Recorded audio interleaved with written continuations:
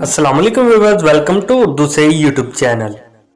Like the video, subscribe my channel and press the bell icon to get notified.